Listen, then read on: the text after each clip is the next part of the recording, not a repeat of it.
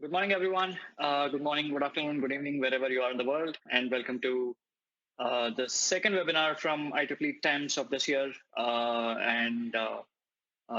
Today we have again Andy Chen, the president of TEMS, as well as our speaker, who also happens to be the president-elect, Mr. Neil Sahota.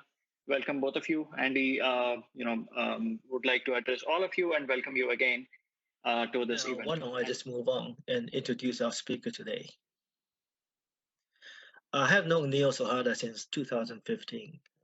We have collaborated in many plenary sessions in various major global conferences, including World of IoT expositions in China last year.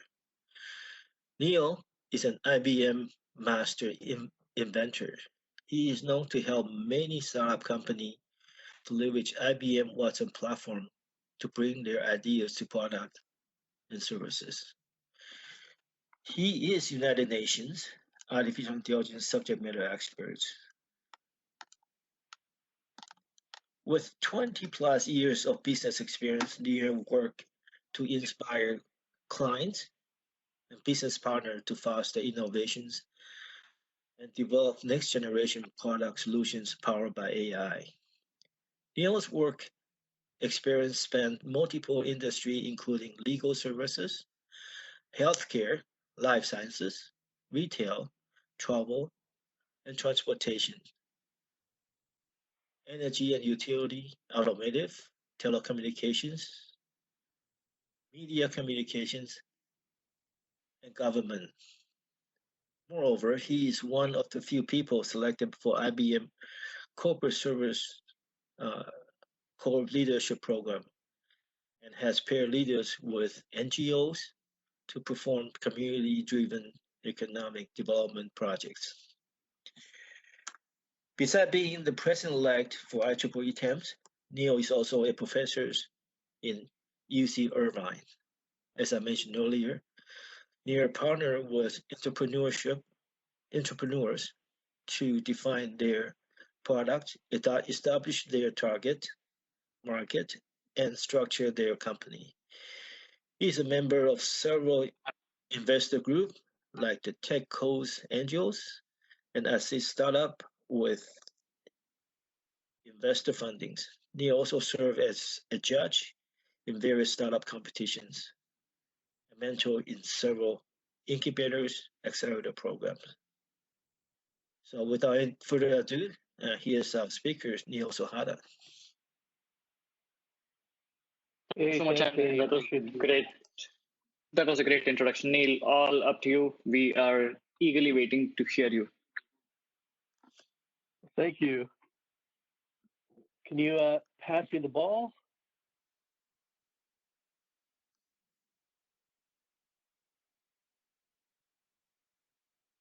Yep, doing that right now. Okay. Well, good morning, good afternoon, or good evening, wherever in the world you may be. So it's my pleasure to talk to you. I know that these are trying times, and I hope everyone is staying safe and healthy as much as they can. We all still have jobs to do as much as we can, and we have to work with our teams to help them cope as well as innovate during COVID-19. So I'm here to share a few best practices and things that we can do as leaders or managers of engineering teams to try and keep them okay and effective. So I really call this like a hero's journey. You know, you always hear for every story a call to adventure, and there's some sort of supernatural aid, and you go through all these trials and tribulations and wind up being transformed and return at the end. I unfortunately, or maybe fortunately, see it much the same way during these times of COVID-19, that we're all going kind of through our own hero's journey at the moment. So we as leadership, as managers, we have an added responsibility in that we have to make sure that our people are okay, not just as professionals, but actually as a person. Because unfortunately right now, there's a sharp increase in like mental illness, and people are getting stressed, suffering from anxiety. They're getting unfortunately depressed, turning to addiction, like turning to alcohol, right? Which all impairs not just their productivity, but their teammates, as well as just their general health and well-being as a person. So what can we do about this, right? Well, for better or worse, COVID-19 has kind of shown the light on all the deficiencies and gaps that we actually have today. All those things that were kind of good enough are now being strained or even broken in some cases. But I don't think everything is a loss. I very much believe what Winston Churchill once said, that a pessimist sees the difficulty in every opportunity, and optimist sees the opportunity in every difficulty. And I really do believe there's actually a lot of opportunities for us, especially as leaders, to actually help our teams and actually develop stronger bonds, stronger teamwork, more productivity, and perhaps even more innovation. And I'll share how we can do that in just a moment, because I know that when it comes to opportunity during COVID-19, we're all thinking about healthcare and medicine, right? Can we use technology? Can we do other things to try and find a vaccine or a cure, do some things better? Absolutely. But we're actually looking across the board. There's a lot of opportunities. We know that, unfortunately, our food supply chains are stretched to the limit. There are different ways of trying to do that. We know that, people working in different jobs, those frontline workers, even like, the janitors, the delivery drivers, they're all fearful, concerned, not just for their health, but their family's health. So even just beyond engineering, there are things that obviously that we can do. But we all got to start somewhere. And we're going to start by how do we actually build resilience. So to do that, we actually have to talk about what is the definition. And today we talk about that really about how do we kind of deal with adverse events? How effectively can we actually do that? Because unfortunately, when we're under a tremendous amount of stress, most people tend to actually regress and wind up moving backwards and seek the safety of something they already know. And right now, we know that's not going to work, right? If you're not used to working in a virtual environment, not being able to just walk over and talk to somebody or just easily pick up the phone, or you don't even have some of the tools that you normally would have, what are you going to do? So we have to think about advancing. So goal orientation, right? We have to make sure that we give people a vision. It's something to do, right? We all work better when we have a focus. Second is despite. We got to be proactive about this. We really shouldn't have waited till we had an adverse event, and we shouldn't stop doing some of these things when it's over, because to build a resilient team will actually improve performance and ideas and actually value to our organizations. And I'll talk more about that when I get to some of the tools and techniques. We also think about then adversity, because it's both large and small everyday challenges. Right now, as a global society, we're going through a very large change. But every day we face small things. It might be two people not getting along, not having the tool, trying to do something like the first of a kind. So actually, how do we deal with all these things? So unfortunately, life does not get easier or more forgiving. We get stronger and more resilient. I thought it was actually a great phrase from Steve Maraboli. That's a philosophy that I've developed both for my employees and I hope to instill in you. How do we actually get started? Well, we got to build a resilient team. Right now, that means not just, I care about their work and their quality and how they're interacting with their teammates. We have to dig a little deeper now and also help them be okay as a person, because everyone needs a little bit more support these days. And the best way to do that is through what I call the 5 C's. The first is control, right? We all like to believe that we can control more than we can. And the truth is we can probably control a small amount, influence a little bit more. There are opportunities to give our employees a sense of control. We can, obviously set expectations, let them figure out the best way to do the job. We actually need to find more opportunities like this. We have to find more opportunities at work where they can kind of control the environment, control the flow, control, the ideas, the best ways to actually try and do this. This is taking on a much more heightened sense of importance for all of us. Now, I know there's some leaders that they kind of shy away from this. They're like, I really need to give my employees step-by-step directions. I need to be really overseeing them, looking over their shoulder, micromanaging, if you will. And unfortunately, not that there's anything necessarily wrong with at some times with these things, but right now we try to instill that confidence. And the only way we're going to get that is by giving them more control. So we as leaders actually need to let go. And ironically, by letting go, we'll actually increase our ability to control. We'll also empower our employees. Second is competence. So we have to really work twice as hard now to make employees feel like they're competent, by helping them identify how they're handling the challenges and how they're coping. So, things that may have been a little more routine and even like, hey, great, thanks for doing that. We have to be a little bit more with our praise. We have to call out some of their successes and help them play to their strengths. Right? We always talk about, strengths and weaknesses, and how can we improve the weaknesses. For the moment, we're probably going to have to focus less on the weaknesses because they're hard to change, and emphasize more the strengths and things that they're actually doing really well. Again, that will inspire more confidence. You can figure out the right level of challenges, let them do a little bit more, and they'll feel better about themselves. They'll be able to deal with these adverse situations, this unfortunate environment that we are, much better. Which leads us to number 3, coping. So we really have to respect an employee's, and I emphasize this, non-destructive coping style. Right? We all have different mechanisms to help us get through difficult situations.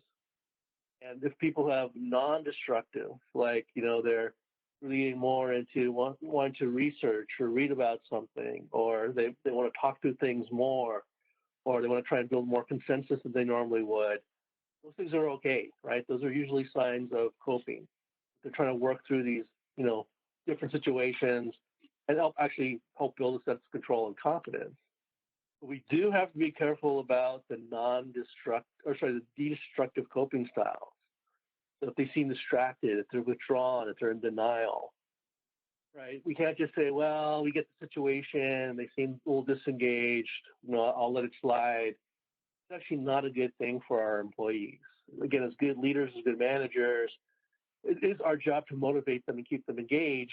And we have to take this a step beyond, because it's not just, unfortunately, traditional work. We're all working from home right now, and we'll have to view into that home life. We have to make sure that our employees are okay as people, right? Because if they seem disengaged or distracted at work, the odds are probably doing the same thing at home as well. So we have to really stay on top of that. And that's difficult for us because that's not something we normally do. So this is a point where we have to kind of step beyond our normal boundaries, our normal comfort zones, and actually make that level of engagement with each of our direct reports or even our colleagues. Fourth is around connection. We have to make sure that employees have a sense of belonging within the team and the organization. Now, I know a lot of people say, okay, yeah, it's a bit of a challenge. We're all distributed. We're working from home. We're not co-located anymore. Okay, but we have great tools like WebEx and all these things that we can use that at least we can see each other and talk and have meetings. And that's very helpful. It really is. It's not enough, though. It's very easily to feel isolated. Now, I can tell you that, IBM, we used to joke that IBM stood for I'm by myself, because it was very much a virtual office. And it's really easy to feel disconnected from your team and your organization as a result. And even though you're doing the work, you don't feel like you're actually part of that larger whole. And as people, we're very social animals, as they say. We need to feel those connections, those bonds. Otherwise, it takes a toll on our mental health, our physical health. We're not as productive. I mean, the list goes on and on. So we have to find ways of doing virtual team building. We get exercises. I see more and more people trying to find these ways, and I've seen some success stories where people are doing kind of like virtual happy hours as a team, or they're doing like little virtual talent sessions, or they're doing a potluck lunch where they have a lunch meeting. Everyone kind of brings their own lunch. They talk about what they made, or they talk about something that's a little more personal that they're willing to share.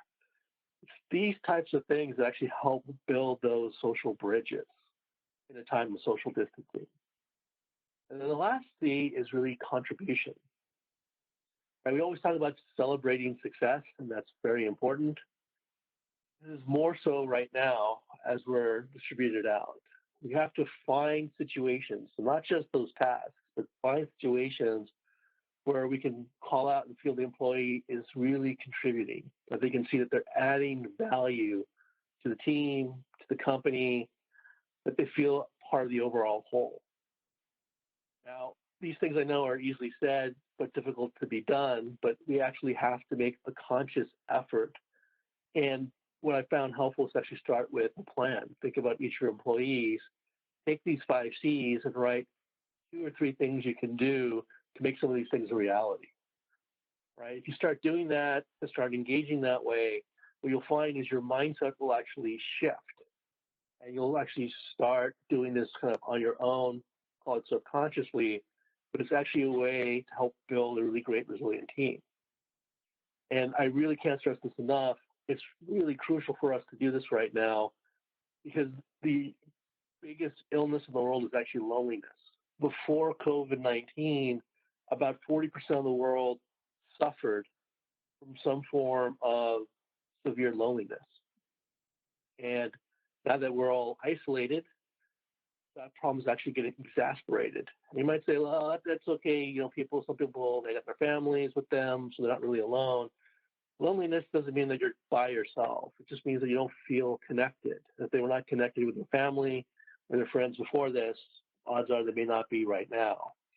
And for better or worse, a lot of us do spend a lot of time at work.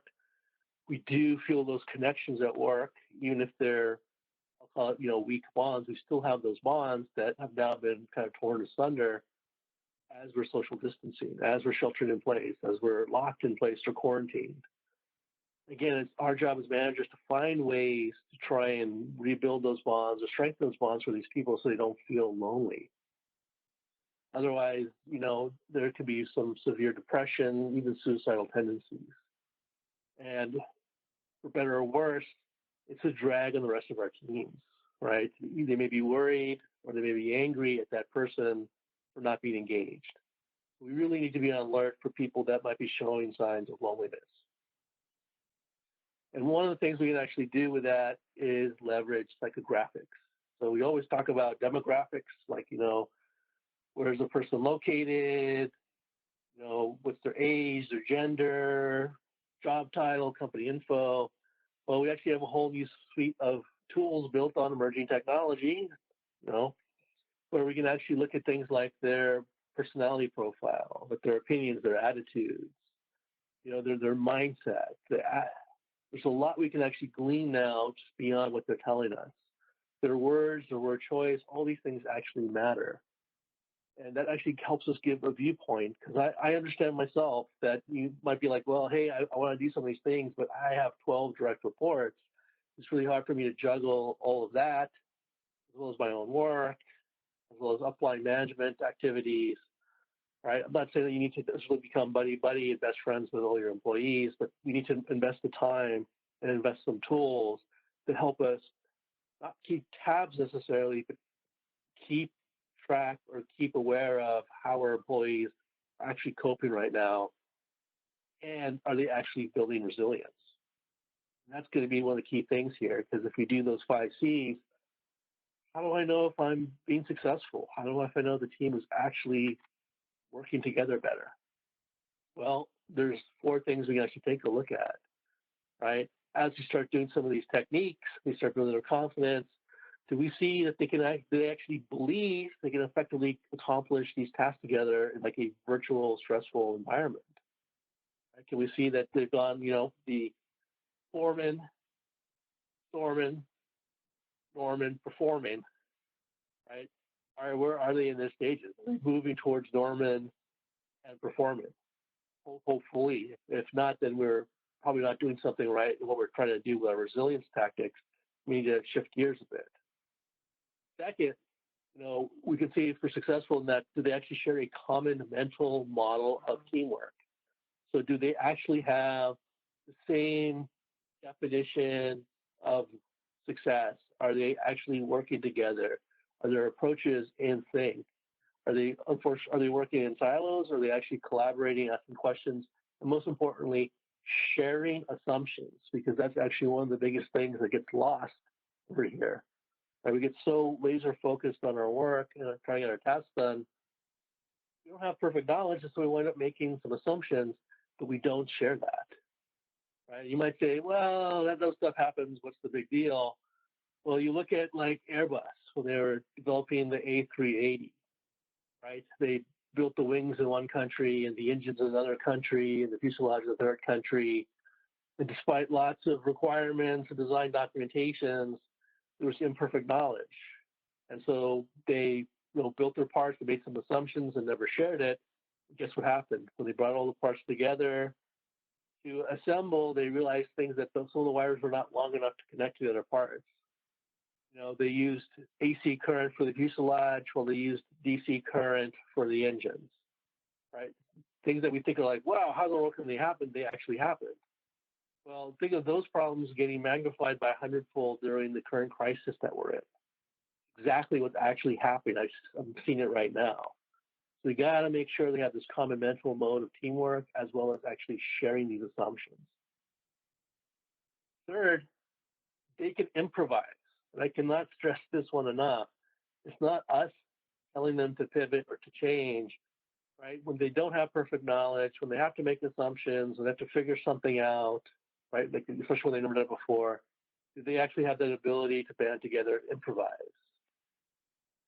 That is actually a huge sign of resilience, because what most people tend to do is like, oh, no, it doesn't work. We're going to give up, or we're going to kick it up to our manager, right? I'm not really going to deal with it. But if they're improvising, that means they're rising to the challenge. They're trying to tackle the adversity. Very strong sign that we have a resilient team. And then last, they trust one another and they feel safe.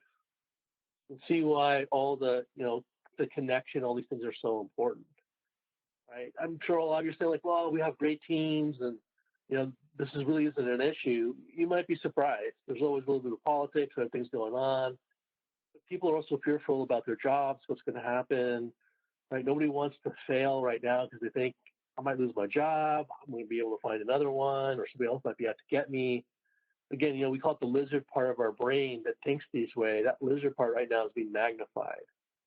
So if we actually see that they're trusting each other, they seem to feel safe, they're open and sharing, we know we've done a good job of building a resilient team. That goes beyond just our employees. We have to think about their relationships, right? And how do we bridge that in a virtual world? So we have to think about how we build deep relationships with our employees, our customers, and our business partners. At the end of the day, we're not stopping doing business. Hopefully we're not. And so there's a few guidelines that we need to embrace to actually build these deeper virtual relationships. The first and foremost is don't assume ever. I know you're thinking, Neil, you just went through this whole spiel about this. This is how important these assumptions are, right? If you make an assumption, you have to share it. But if you don't have to assume something, if you can ask for something, do that, right? I know that people sometimes don't want to look like they don't know something, or they may be uninformed, or they seem like they look like they're foolish. You have to put those feelings aside, because right now, miscommunications, misunderstandings are detrimental, right? We don't have the same kind of face-to-face connections. It's much harder to read body language through a video chat. It magnifies these problems. So if you don't have to assume, if you actually ask someone for the answer, do that, right? It shows that level of trust. Remember, resilience, people need to show that they trust each other and they feel safe. This is a great way to do that and build deeper relationships. Second, don't just discuss, have conversations, right? Just don't make it about, hey, here's the meeting, here's the agenda, we got to go through this stuff. We definitely need to do that. Have conversations. Don't make this a one-directional information, that as a manager, I'm pushing things down to my employees, or they're just pushing information up so I'm informed. You need to make it more of a back and forth, right? And you got to, unfortunately, make it more, or fortunately, more than just professional topics. You got to interweave a little bit of personal, right? It's not necessarily diving in, but maybe we talk about some TV show or some film you wish you had seen, or something innocuous, where it's more of a social thing, because that helps break down some of these barriers, but also build trust with others, because you're kind of giving them something outside of the normal work mode, right? We all need to feel the social connection, and more so right now. And this is actually a very simple way to actually try and do that. Third, it's time for FaceTime, right? We do need to try and leverage video as much as we can. And I know for some people that's a little concerning and they're not comfortable, and I get that. But just being able to see someone's face, not just hear their voice, is very powerful for us. Again, we're social animals, and we need to feel some sort of connection to other people. And even though we may not be in the same room, at least seeing the person helps strengthen that connection. Fourth, celebrate success. We really need to do this. I know that's tough, the virtual world, but we need to acknowledge people, not just when they do something great, accomplish a major milestone, but when they do actually say something that's pretty good. Someone has a really great idea. They did a really amazing job in putting together this design document. Right? We have to call those things out, the smaller things, and we actually have to do it more frequently. Because again, remember the 5 C's, this feeds into that. And then lastly, we have to make sure that we regularly engage. I know that as a manager, I usually do bi-weekly or monthly kind of one-on-one sessions with my employees. That's the norm based on whatever they want. I've learned that in a virtual environment, especially during COVID-19, we have to do it a lot more frequently. We have to try and do it at least once a week, or in some cases twice a week, if we feel like someone is struggling or having a difficult time coping or building resilience. Because right? It creates those safe harbor opportunities for our employees to engage with us one-on-one, give us a little better insight, more opportunities to coach, to hopefully bring them up. Now, the other side of the coin here is great. I'm trying to do these things, trying to help my team cope, be resilient, but I, and like a lot of companies, are trying to keep the lights on, right? Everything at the moment is frozen or falling apart or shut down. I'm trying to keep the lights long enough until we get through this whole moment and get into that post-COVID world. Well, the truth of the matter is that one, whatever that post-COVID world looks like, it's going to be different. It's going to be the new normal, as they keep saying. Right? And we have a chance to actually define what that new normal is by being innovative. And I really do believe we can be innovative in times of strife. In fact, it's probably some of the best times. There are a lot of great companies that have been built up in some of the worst possible times. Like Google really got its traction and built up its success during the dot-com bust days, right? And just to show you an example of how people that under stressful times and, distributed, not located together, could actually innovate and come up with brilliant new ideas. Companies like Shopify, Group, Help Scout, Treehouse, the learning organization, or even Basecamp, which a lot of us I know use for our teams, they all thrive in this type of environment because they build strong, resilient teams. They also empowered their employees to ideate, to experiment, to even fail to regard, come up with that next disruptive idea. And to be able to do that, you have to think about innovation rather than automation. As good engineers and, hopefully great leaders and managers, we're always looking for improvement, but we're usually trained to think about continuous improvement, right? Automation. How do I take my existing process or system and make it better, and making it faster, cheaper, and or with less errors, right? And that's definitely helpful, and it unlocks some value. The real unlocking of value, like the full potential, that innovation, or that, Uber yourself before you get Kodak's moment, right? Disrupt yourself before someone disrupts you, focuses on changing the process or the system by finding a new way to perform the work, right? It's really about doing something different. Think about some of the companies out there that are struggling, right? You think of hotels, for example. Right? You have people traveling, business travel almost, to nothing, and hopefully people not traveling for vacation. what do? You got this giant building on a piece of land, all these rooms, you still have to pay whatever mortgage, lease, rent that you have on it, right? There's some maintenance and upkeep, so that property taxes. What can you do about it? Well, they're trying to innovate. They're actually trying to turn their hotel rooms into a safe space, quiet space for day working, right? Where some people, where you got both parents working at home, you got some small kids, sometimes you have a critical meeting, or you have to do a live stream or something like that. You can't have any disruptions or things in the background. What they're doing is actually renting out a hotel room. And the hotels, obviously, it's skinned down staff, promise clean, sanitation. They even provide contactless meal service. But they're trying to pivot that way. It's the same thing with the airlines, right? They're trying to innovate and figure out what they can do. And they're like, well, we move people, but we can also move stuff. And so they're trying to get more into the cargo space, moving more like personal protective equipment for doctors and nurses. As engineering leaders especially, we have to think about how can we get our teams to be innovative, right? They're closer to the problems on the ground. You want them to think about how we can solve those problems. How can we do something better, right? With COVID, again, shining the light on all these deficiencies and gaps, there's great opportunities to fix them, not just by workarounds. We got to empower our team to do that. So to do that, we have to give them collaboration tools. Now, I wish we had something like Tony Stark has with his extended reality and Jarvis system. We have to make sure that our teams can collaborate together. They have the virtual whiteboards. They can do virtual brainstorming, right? They have great tools like WebEx and all that stuff, but they can actually have a meeting of the minds and actually have the freedom to explore, toss out even crazy ideas, to try and build, learn from some mistakes, but actually come up with a great idea. And even in a distributed world where we might be in all different countries, we can still virtually brainstorm. And it's really powerful to actually try and do this because we all have some different perspectives.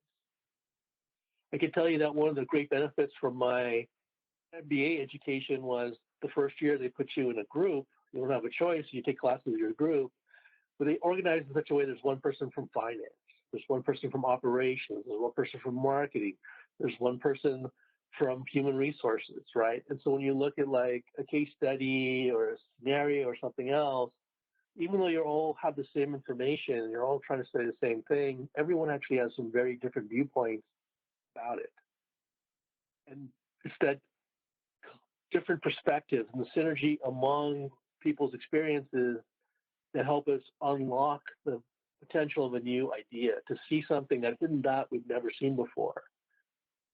You throw in the mix that, we all have different experiences, we come from different backgrounds, that just greatly enhances our ability to actually innovate. So don't let time zones be a barrier, especially, working from home can actually be a huge advantage to bring together a national team and actually innovate together. And let them explore, let them try and design and do amazing things.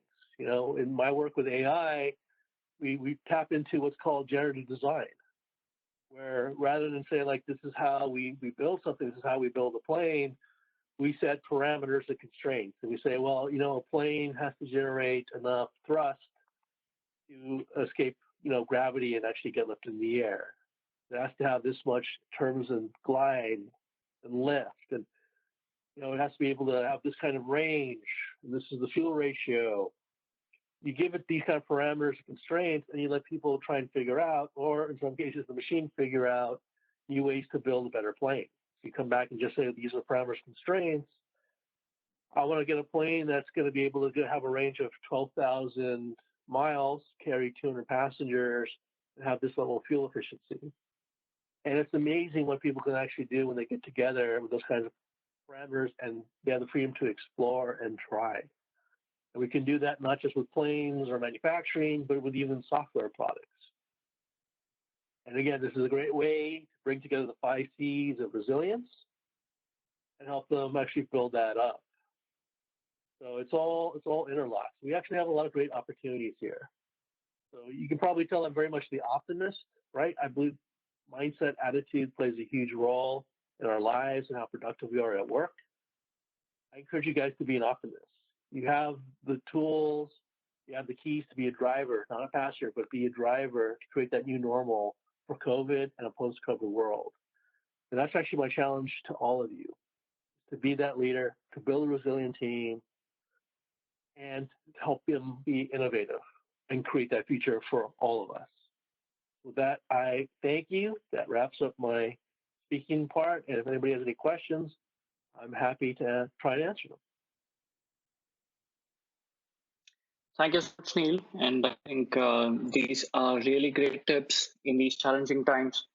And in fact, I'm really glad that we are, in fact, doing some of these ourselves.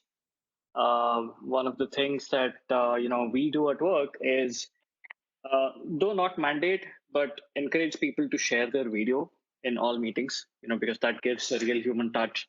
You can see your colleagues' face when you're talking to them, as well as it makes sure that your attention is actually in the meeting that is going on, and not really look at things outside the screen. And one of the other things that we've been doing is having tea times every day. We spend half an hour with just the team, just like how we would spend it if we were in the office, going out just for a quick cup of tea. Just bring out coffee or tea, whatever it is. Talk about something, just nothing related to work, just something outside of it, and have that human connection. I'm sure our audience will also have a lot of questions. I haven't seen anything on the chat yet, but if somebody would like to ask a question, I can unmute you. Please raise your hand, or send me a ping on the chat room, and I am happy to unmute you or ask you a question if you want me to.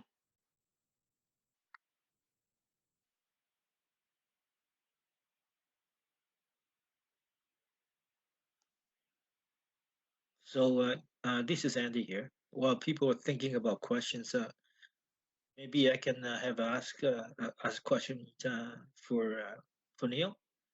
Neil, can you hear me? Yep. So Neil, I tell people that you are the United Nations AI expert, and I know you are very much involved almost regularly on the think tank for the AI strategies, and including that you were doing a lot of work with COVID-19, uh, helping the government as well as the United Nations.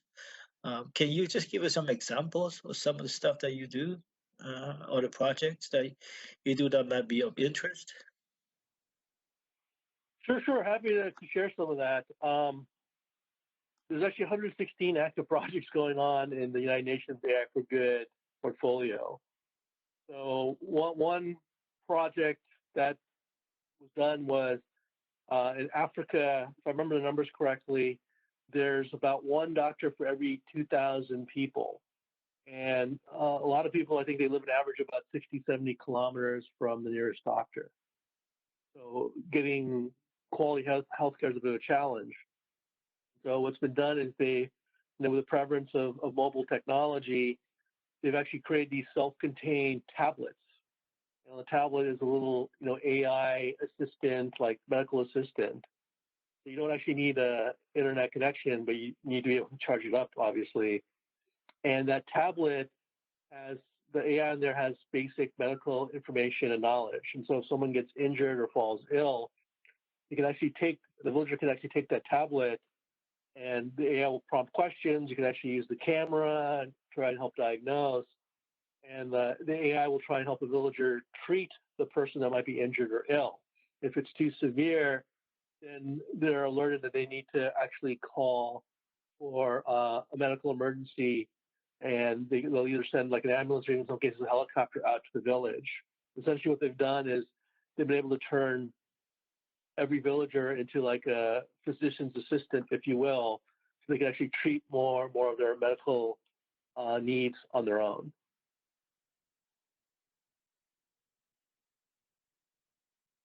Great. We have Jeff is asking you something.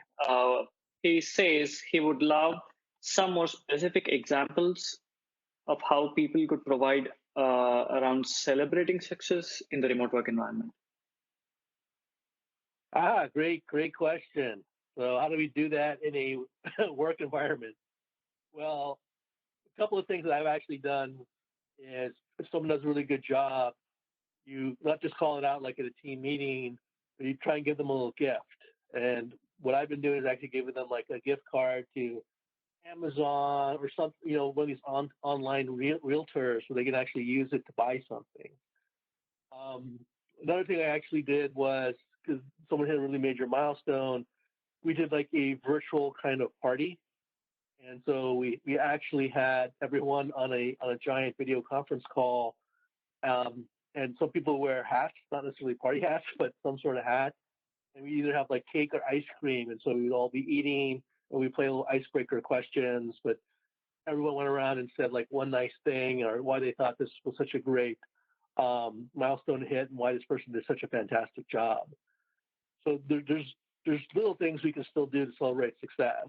I know we can't all get together and party it up, but thankfully we still live in a world where there's still some small things we can do and actually give to make that a reality.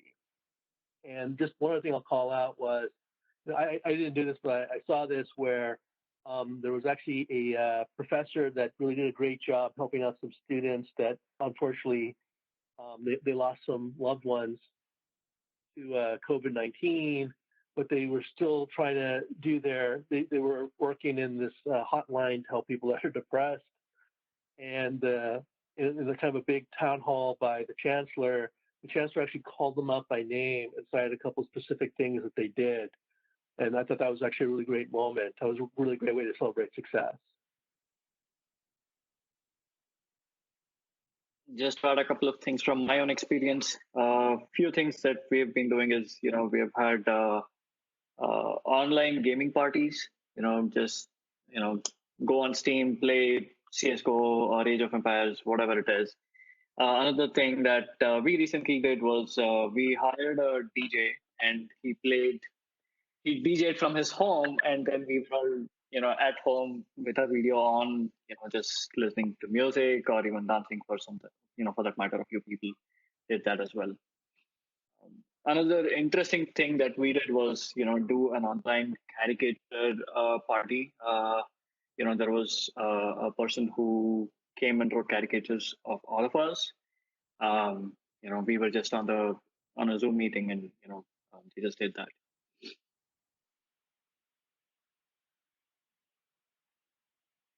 That hopefully answers your question, Jeff.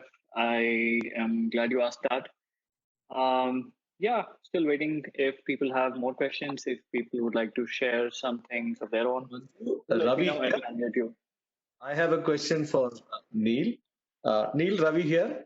A question is, see, sometimes now with my startup, I'm in a startup, the biggest challenge we think we will have is that once the team comes back, what would be the dynamics? How would they cope? How would they come back to the regular way of working? We are still unsure about it. Any thoughts, any ideas? Because one is during what we go through, but when we come back, would we peak in terms of our performance? Because as of now, remotely we are working very well. But when we come back, what would happen is a fear we always have. So your thoughts, your views on that? That's a great question, Ravi. Even if we build a highly performing team right now, when we come back together, we're going to go through that forming stage again. Anytime there's a change, whether it's with adding or subtracting team member or change of environment, that always happens. And I think as managers, we actually prepared for that productivity will probably dip. But this is actually why it's actually so important to build resilience. Because if we have a resilient team, their speed to go from forming back to performing is much faster. And we can't just assume that we go back to quote unquote the way things were, right? What we'll be like, because again, for sure we won't. For a lot of us, it's going to feel different. And a great example of this is when Annie mentioned when he introduced me that I was in the corporate service corps for IBM, and I was actually on assignment in China. And I remember they even saying like, when your assignment's up and you return to the United States, you're going to go through this adjustment period, right? You're going to feel kind of strange, and kind of like when you first go to China. And I'm thinking, there's no way, I was born here, spent my entire life here, it's not going to happen. They were absolutely right, right? After my returning back to the United States, I felt disconnected, discombobulated for about a week or two, trying to get my bearings, because I was so immersed in the China life, and that way that everything kind of seemed strange. I mean, just to give you an example of that, when I came back after all that time, a group of my friends picked me up because I hadn't seen them in so long, and they went through a celebratory lunch for my return.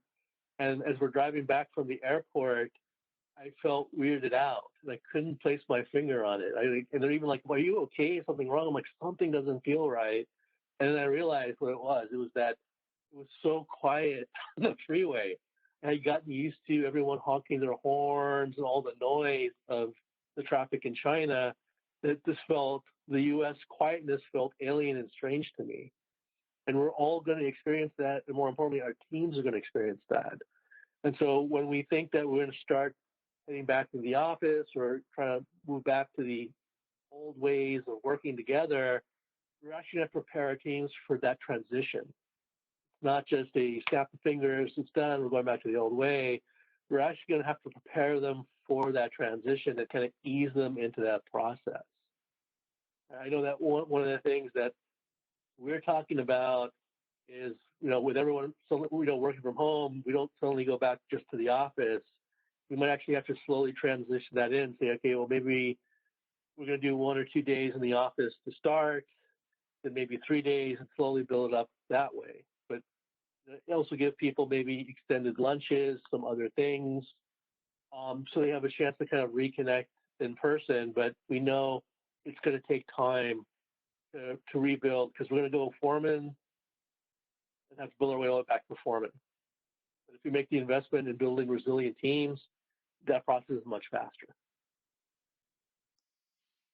Yeah, so this is Andy here. I think, Neil, I think that's really insightful.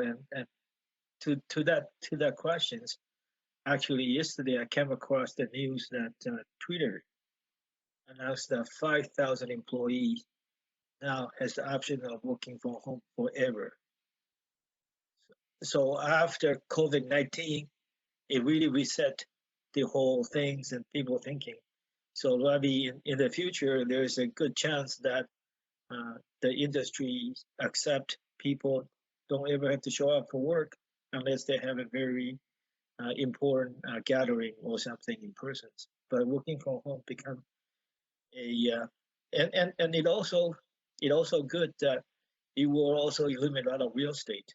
If you end up doing a lot of working from home, the office requirement, the physical requirement. So certainly it's a new paradigm that we're shifting right now.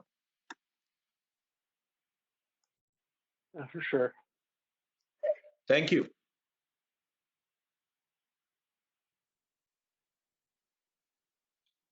Okay, I think. Yeah, go ahead. I was going to say, if there are no other questions, we could probably move on. I mean, if people have questions later on, you can always reach out and contact me or contact anyone from the TEMS team. Assuming that's okay with the rest of my TEMS colleagues. Absolutely. It's our pleasure. In fact, that's exactly what I was going to say. If people don't have questions now, it is perfectly fine to reach out to us at a later point of time. We will get Neil answer all of your questions and get back. Thank you so much, Neil. I think that was one great session and very insightful. In fact, it's been an eye opener for many of us. Adopting to the new methods of working from home, working with kids around, and all of these. So, thank you so much. I hope we can have another session from you on AI next time. I would love to do it. Count me in, and thank you, everybody. Hope this was helpful and useful. Thank you. Thank you, everyone, for joining in. We will see you again next Thursday. Thank you so much.